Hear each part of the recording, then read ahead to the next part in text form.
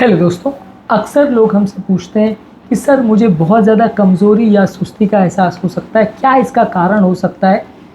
हमारे लिए भी अक्सर ये काफ़ी इम्पोर्टेंट डिफ़िकल्ट डिसीजन होता है क्योंकि काफ़ी पेशेंट्स हमारे पास आते हैं, कोई सामने बीमारी नहीं दिखाई देती है लेकिन उनको बहुत ज़्यादा कमज़ोरी या वीकनेस होती है, कुछ भी काम करने में उन्हें प्रॉब्लम होती है। तो इस तरह के पेशेंट्स में यदि हमारे पास एक लिस्ट हो उन कारणों की जिससे व्यक्ति को बहुत ज़्यादा सुस्ती हो सकती है, तो हम खुद ही ढूँढ सकते हैं कि इनमें से कौन-कौन सी प्रॉब्लम्स की वजह से हमें कमज़ोरी या सुस्ती हो सकती है। यदि इनमें से कोई प्रॉब्लम या इश्यू हमारे केस में एप्लीकेबल है, तो हम खुद उसका निवारण करके देख सकते हैं कि हमें फ़ायदा हो रहा है कि नहीं। टॉपिक पर जाने से पहले जो लोग हमारे चैनल पर नए हैं, उन्हें रिक्वेस्ट करूँगा कि चैनल को सब्सक्राइब करें, वीडियोज़ को लाइक करें, शेयर करें, फॉलो करें, कमेंट करें, पूरा देखें।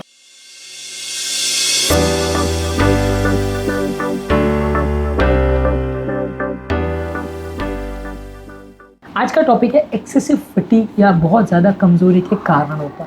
सबसे पहले तो यदि किसी को बहुत ज़्यादा कमज़ोरी हो रही है तो लाइफस्टाइल रिलेटेड क्या इश्यूज़ हो सकते हैं। अगर नींद पूरी ना हो तो अगले पूरे दिन आपको फटीग या कमज़ोरी का एहसास होगा। यदि आप डाइट प्रॉपर नहीं लें, जिसमें खाना प्रॉपर नहीं हो रहा है, न्यूट्रिशन प्रॉपर नहीं हो रहा है, पानी प्रॉपर नहीं मिल रहा है, तो इससे बॉडी को लो एनर्जी लेवल्स लग सकता है। इसलिए न्यूट्रिशन प्रॉपर होना ज़रूरी है।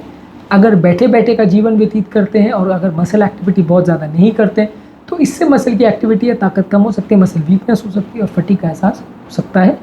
बहुत ज़्यादा यदि मानसिक तनाव हो तो मेंटल स्ट्रेस की वजह से भी आपकी बॉडी की एनर्जी लेवल्स डिप्लीट हो जाती है, जिससे बहुत ज़्यादा कमज़ोरी का एहसास हो सकता है। इसके अलावा कुछ मेडिकल बीमारियां ऐसी है जिससे आपको कमज़ोरी हो सकती है। अनेमिया यानी खून की कमी हो, यानी कि अगर इनसफिशिएंट हीमोग्लोबिन है तो हार्ट को या बॉडी को एक्स्ट्रा काम करना पड़ता है ब्लड को पंप करने के लिए। इस तरह के पेशेंट को ज़्यादा कमज़ोरी हो सकती है। थायराइड की अगर प्रॉब्लम हो और खासकर हाइपोथायरॉयडिज्म हो या थायराइड बॉडी में कम हो तो ये बॉडी का बहुत इंपॉर्टेंट मेटाबॉलिक हार्मोन होता है, जिसकी कमी से आपको बॉडी को बहुत ज़्यादा वीकनेस का एहसास हो सकता है। इसके अलावा कोई और क्रॉनिक बीमारियां हों जैसे chronic fatigue syndrome, fibromyalgia, auto immune disease, cancer, diabetes या कोई भी हार्ट की बीमारियां, ये सारी चीज़ें आपको बहुत ज़्यादा कमज़ोरी का एहसास करा सकती है। इनमें से यदि कोई बीमारी है तो उसका अप्रोप्रिएट ट्रीटमेंट करना पड़ेगा। बॉडी में कोई इन्फेक्शन अगर मौजूद हो, जैसे सिंपल फ्लू हो या कोई वायरल या बैक्टीरियल इन्फेक्शन हो बॉडी में, तो इसको जब तक बॉडी फाइट करती है तब तक बॉडी में बहुत ज़्यादा वीकनेस या कमज़ोरी लग सकती है। इसके अलावा यदि किसी को कोई स्लीप डिसऑर्डर हो जिसकी वजह से वो लंबे समय तक प्रॉपरली नहीं सो पाता हो, रेस्टलेस लेग सिंड्रोम हो, स्लीप एपनिया हो या इस तरह के कोई और प्रॉब्लम्स हो जिसमें नींद कॉम्प्रोमाइज़ होती है, इंसोम्निया ऐसे बोलते हैं, इस तरह के प्रॉब्लम्स में भी आपकी बहुत ज़्यादा कमज़ोरी का एहसास आपको हो सकता है। मेंटल हेल्थ किसी को प्रॉब्लम्स हो या अगर ब्रेन में किसी को कोई प्रॉब्लम हो, एंग्जाइटी का प्रॉब्लम हो, डिप्रेशन का प्रॉब्लम हो या साइकेट्रिक कोई भी और प्रॉब्लम हो, तो इसमें भी आपको साइकोलॉजिकल प्रॉब्लम्स होने का चांस होता है और इसमें भी आपको बहुत ज़्यादा कमज़ोरी और वीकनेस होने का आभास हो सकता है।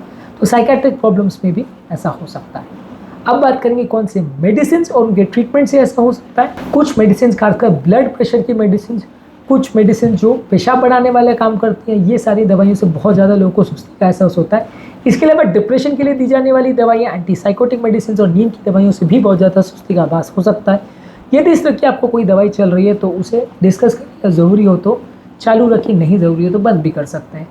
इसके अलावा यदि आपको कीमोथेरेपी या रेडिएशन थेरेपी कुछ चल रही है तो इस तरह के पेशेंट में भी बहुत ज़्यादा कमज़ोरी का एहसास हो सकता है। इस तरह की मेडिसिन को भी ज़्यादातर अगर पॉसिबल है तो उसकी डोजेस को एडजस्ट करना पड़ता है। ऑब्वियसली कैंसर वाले पेशेंट में तो इसको बंद कर पाना पूरी तरह संभव नहीं होता, लेकिन अगर इससे ज़्यादा बहुत ज़्यादा सुस्ती हो रही है तो डॉक्टर से डिस्कस कर सकते हैं। इसके अलावा प्रेगनेंसी में लोगों को इस तरह का आभास होता है। प्रेगनेंसी में बॉडी के जो हार्मोनल सर्जेस होते हैं उसकी वजह से फर्स्ट और थर्ड ट्राइमेस्टर में औरतों को बहुत ज़्यादा कमज़ोरी का एहसास हो सकता है। हार्मोनल चेंजेस मेनोपॉज में भी जब आते हैं, यानी मासिक आना जब बंद हो जाता है, उस टाइम पे भी औरतों को स्लीप डिस्टर्बेंसेस और बहुत ज़्यादा कमज़ोरी का एहसास हो सकता है। तो हार्मोनल चेंजेस के टाइम पे भी लोगों को कमज़ोरी होती है। कुछ एनवायरमेंटल फैक्टर्स की वजह से भी ऐसा हो सकता है, जैसे कि अगर एनवायरनमेंट में बहुत ज़्यादा पोल्यूशन हो, बहुत ज़्यादा टॉक्सिन्स हो तो बहुत ज़्यादा कमज़ोरी का एहसास हो सकता है। बहुत ज़्यादा टेम्परेचर हो और वेदर कंडीशंस अगर अच्छी नहीं हो तो भी आपको बहुत ज़्यादा कमज़ोरी का एहसास हो सकता है।